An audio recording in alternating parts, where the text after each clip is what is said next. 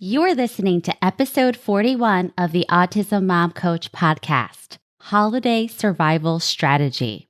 The holiday season of joy and gratitude is here, and along with it, increased stress and mental breakdowns. That is why I am going to devote this episode to teaching you a powerful strategy that includes my favorite family hack to help you prepare for family time, skip the drama, and actually enjoy your holidays. Keep listening.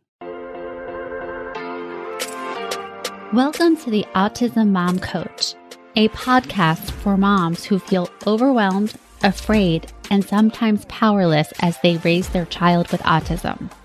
My name is Lisa Candera. I'm a certified life coach, lawyer, and most importantly, I'm a full-time single mom to a teenage boy with autism. In this podcast, I'll show you how to transform your relationship with autism and special needs parenting.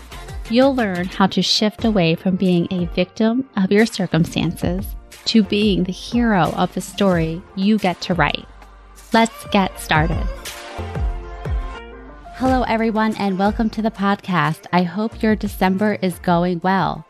Thank you for all of you who have taken the time to rate and review the podcast. I so appreciate it, and I hope you love your gifts. And for those of you who have not, please do. I have gifts for about 10 more listeners who rate and review the podcast in December.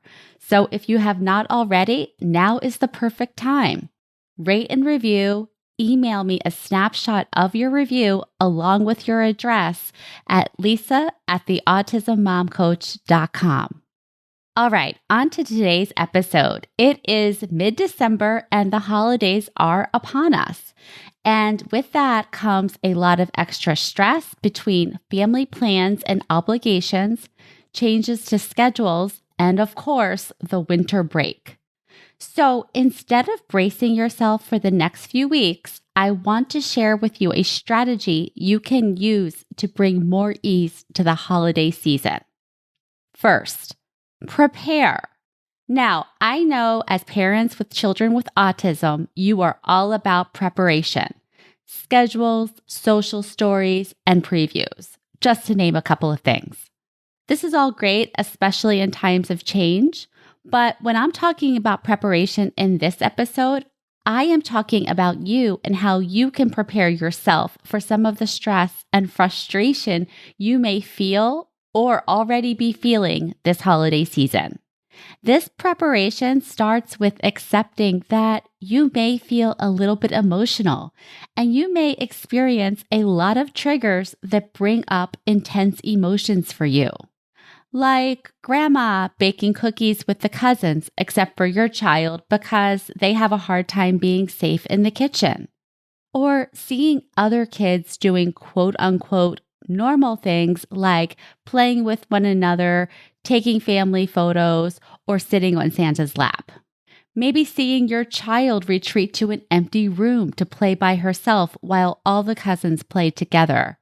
Or hearing your mother-in-law compare your 8-year-old with autism to your sister-in-law's neurotypical 5-year-old.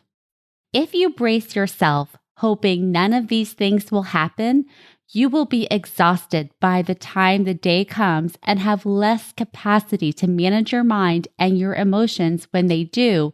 So you will either be imploding or exploding, or maybe even both. The alternative. If you just expect that you may have some thoughts and some feelings about other people's behavior, and you remember that this is not fatal, you will be much better positioned to ride the wave when these thoughts and feelings do arise and when people do their people things. And when you expect that it might be challenging, you can mentally and emotionally prepare yourself by deciding ahead of time how you want to think and feel when the stressful thing happens. Tip number 2, expect other people to do other people things. Okay, what this means is that people, in the context of the coaching model that I teach, that's episode 5 or 6, what they do and what they don't do are all circumstances. That means they are neutral. They don't make you feel any way until you have a thought about it. In addition, circumstances in the moment are things that we cannot change. Now, I'm not saying that other people can't and don't change, but in this context, expect other people to be who they are and to do the things that they do without resisting it. Now, caveat here. I am not talking about things that go over your boundaries. Boundaries are the standards or expectations that you have, and if another person crosses them, you will take an action. Like if you yell at me, I will ask you to stop, or I will walk away. Or if you mock my child for flapping, I will ask you to leave my house. Or if you smoke in front of me, I will leave your presence. I am never telling you to just hang out while someone crosses a boundary that you have set. What I am saying is there are a lot of things people do that are just them being who they are. Like your sister-in-law who emails you every article she can find about what causes autism. Your child who would rather play in his cousin's bedroom by himself rather than downstairs with the cousins. Your mother who asks you, why do you need to bring special food for your child when she has cooked an elaborate meal? Your father who asks you why you let your child get away with tantruming when he does not get his way. Or your friend who wonders why you have your child in so many therapies.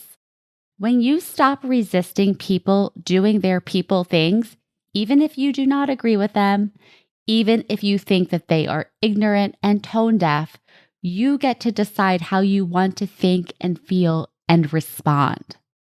And my favorite hack for this one is, of course they did. Of course my grandfather asked me, why am I paying for private school when I already pay taxes to support the local school system? Of course my grandmother was offended that my child first sniffed and then rejected her signature dish. Of course my friend who has ignored all of the red flags of autism in her child thinks it is odd that I have my child in OT, PT, and speech. Of course my mother is concerned when she sees my son smack me when he is dysregulated. Of course my child is more interested in her sister's toys than her own. Of course my child prefers the box the toy came in over the toy itself. Of course they did. This is what they do. Other people are allowed to have their thoughts, feelings, and actions just like you. It is okay. You do not have to brace yourself for it. And this, of course they did, it is just a nice way of bringing levity to what is happening, which is people are being people, just like you, and it is okay. Finally, if you are feeling so moved by the spirit of the holidays and you have the capacity to offer generosity to others, then assume the best intent. Assume the people you love you too. Assume that they want the best for you. Assume that they are not trying to hurt you or your child. Their behaviors are not personal. What they say and what they do is about them, not you, not your child, not your parenting. So for example, let's say your mom gets offended when you bring chicken nuggets for your child's dinner. When you are assuming the best intent on her part, you might think, well, it makes her happy to see other people eating her food. And she is making the chicken nuggets mean something about her or her cooking or her ability to feel the love and joy of knowing that she has provided for the family. Now, I am not telling you to twist yourself into a knot to get into other people's heads, but in the spirit of the holiday, maybe you can open yourself up to the fact that other people's actions aren't about you. They are about them and whatever they are thinking and feeling.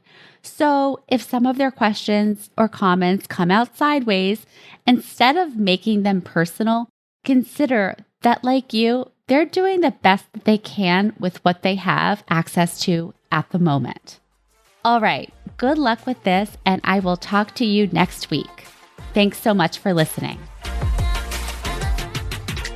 Thanks for listening to the Autism Mom Coach. If you want more information or the show notes and resources from the podcast, visit theautismmomcoach.com. See you next week.